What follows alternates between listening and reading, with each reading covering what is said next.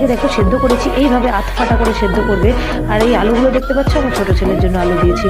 তো দেখো এইভাবে ডালটাকে কিন্তু পুরো গলাবে না, জাস্ট হালকা কাঠখোলায় ভেজে একটা সিটি মেরে প্রেশার অফ করে রেখে দেবে। এই ডালটাই আমি ছেড়ে দিলাম। দেখতে পাচ্ছ কালারটা কি লোভনীয় এসেছে, খেতে সত্যিই লোভনীয় হয়েছিল। আমার ডাল হয়ে গেছে, ডালটা ফুটে গেছিলো, আমি নুনটা চেক করে আমি নামিয়ে দিয়েছি।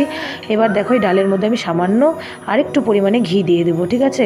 তোমরা কিন্তু যে কোনো ডাল রান্না করতে একটু হিং দেবে আর একটু ঘি দেবে। মুসুরের ডাল যদি নিরামিষ করে করো তাহলে ঘি দেবে, নাহলে পেঁয়াজ রসুন দিয়ে করলে ঘি দেবে না, বাদবাকি ডালে একটু ঘি দেবে। সত্যি নামানোর পরে ঘিটা দিলে ডালটা সত্যি খুবই সুন্দর হয়েছিল খেতে।